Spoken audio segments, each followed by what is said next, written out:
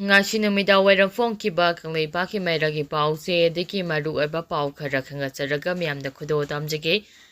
MLA nifu mari lengdana leire Anouba leingak ama semlage haiduna ngasi MLA tarana governor Ajay Kumar Bala unakhre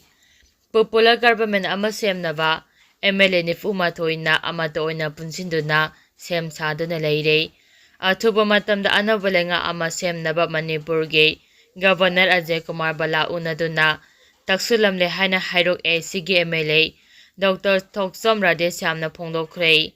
wafam asi ngasi ayu pung 10 makhairom taba matamda Raj Bhavan da MLA tarana Manipurge Governor Ajay Kumar Bala unaruraba matungda Raj Bhavan gi gate ta pamisinga unaduna wari saba matamda MLA Dr. TS Radhesyamna phongdokhibane mahangna makhata haikibada Godavida handak thokiba thaudo aduda MLA singi makedege nungaitaba pendaba kaya phongdokhre masigi matungda ngasi Manipurge Governor Ajay Kumar Bala da lamda masigi miyamna lenga ama sihemnaba taksinduna lakhiba aduga mari lenana MLA nifu marina Anouba lengak sembada punna saugapaga lonana Anouba lenga ama semnaba ngasi Manipurgi Governor da lengak semnaba taksilamki haire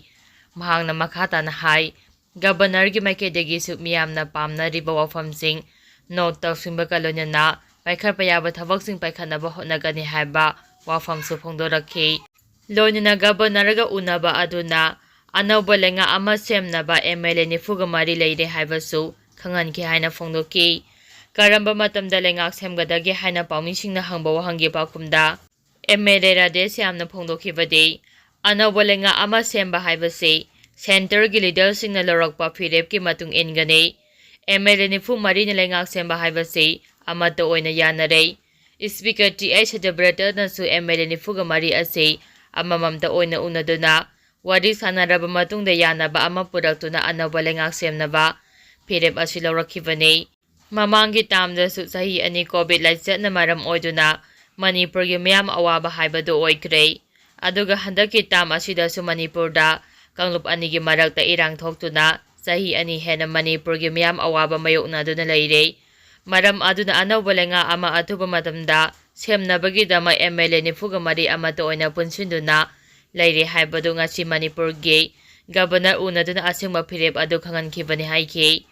ngasi Manipur gi Governor unakhiba aduda saruk yakhiba MLA sing adude Kairav Kendra gi MLA Rameswar Yanglam AC के MLA Dr. Radhesyam,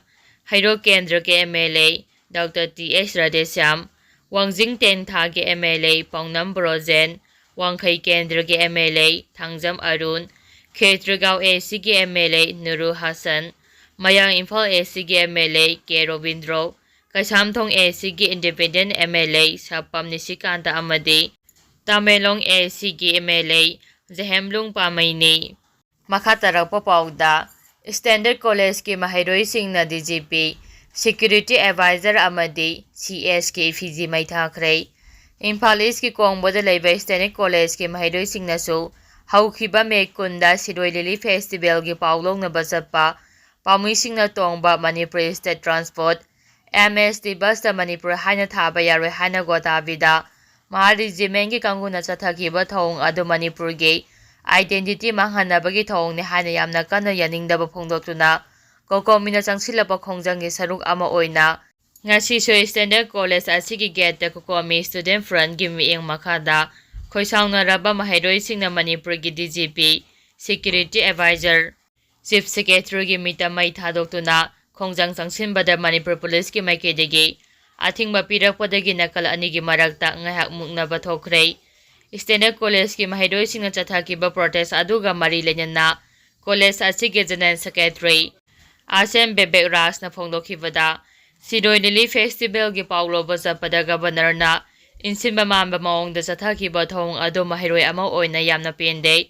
Manipur kanbada mahairoi naha singsu mangjil thana chongthokani haiba wakhalolda yumphamoiduna ngasigi protest asi chathabani Manipur gi DGP Security Advisor amade Chief Secretary moral ground da fam thadokadavani lonina Governor na Manipur miyamna lal haijagadavani haina phongdokhi pawmi singna hangba wahangi pakhumpiraduna mahangna phongdokhibada ꯃꯍꯩꯔꯣꯏꯁꯤꯡꯒꯤ ꯌꯥꯏꯐꯅꯕ ꯊꯕꯛ ꯇꯧꯔꯤꯕ ꯃꯍꯩꯔꯣꯏꯁꯤꯡꯒꯤ ꯂꯨꯞ ꯑꯃ ꯑꯣꯏꯔꯤꯕ ꯗꯦꯁꯥꯝꯒꯤ office ꯊꯣꯡ ꯂꯣꯟꯁꯤꯜꯂꯝꯕꯒꯤ ꯊꯧꯑꯣꯡ ꯑꯁꯤ ꯃꯅꯤꯄꯨꯔ ꯄꯨꯂꯤꯁꯅ ꯆꯠꯊꯕ ꯑꯣꯏꯔꯕꯗꯤ ꯌꯥꯝꯅ ꯂꯩꯕꯥꯛ ꯃꯆꯥ ꯇꯥꯗꯕ ꯊꯧꯑꯣꯡꯅꯤ꯫ ꯃꯇꯨꯡꯗ ꯑꯃꯨꯛ ꯇꯧꯗꯅꯕ ꯃꯍꯥꯛꯅ ꯑꯄꯤꯜ ꯇꯧꯕꯒ ꯂꯣꯏꯅꯅ ꯀꯣꯀꯣꯃꯤꯒꯤ ꯁ꯭ꯇꯨꯗꯦꯟꯠ ꯋꯤꯡꯁꯀꯤ ꯑꯣꯏꯅꯁꯨ ꯃꯍꯩꯔꯣꯏꯁꯤꯡꯒ ꯂꯣꯏꯅꯅ ꯑꯀꯟꯕ ꯈꯣꯡꯖꯪ ꯆꯪꯁꯤꯜꯂꯒꯅꯤ ꯍꯥꯏꯅ ꯐꯣꯡꯗꯣꯛꯈꯤ꯫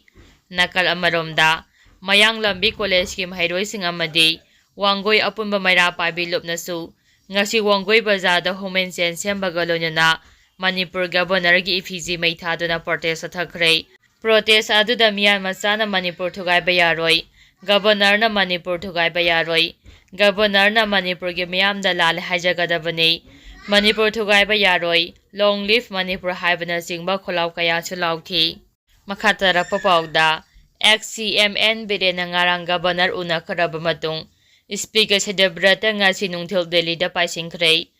ꯑꯅꯧꯕ ꯂꯩꯉꯥꯛ ꯑꯃ ꯁꯦꯝꯅꯕꯒꯤꯗꯃꯛꯇ MLA 94 ꯂꯦꯡꯗꯅ ꯂꯩꯔꯦ ꯍꯥꯏꯅ ꯉꯁꯤ MLA 10ꯅ ꯔꯥꯖ ꯚꯕꯟꯗ ꯆꯠꯇꯨꯅ ꯒꯚꯔꯅꯔ ꯑꯖꯌ ꯀꯨꯃꯥꯔ ꯕꯥꯂꯥ ꯎꯅꯔꯨꯔꯕ ꯃꯇꯨꯡꯗ ꯉꯁꯤ ꯅꯨꯡꯊꯤꯜ ꯄꯨꯡ 1:45 ꯇꯥꯕ ꯃꯇꯝꯗ ꯃꯅꯤꯄꯨꯔ ꯂꯦꯖꯤꯁꯂꯦꯇꯤꯚ ꯑꯦꯁꯦꯝꯕ꯭ꯂꯤꯒꯤ ꯁ꯭ꯄꯤꯀꯔ ꯇꯤ.ꯑꯩꯆ. ꯁꯇ꯭ꯌꯕ꯭ꯔꯇ ꯗꯦꯜꯂꯤꯗ ꯄꯥꯏꯁꯤꯟꯈ꯭ꯔꯦ꯫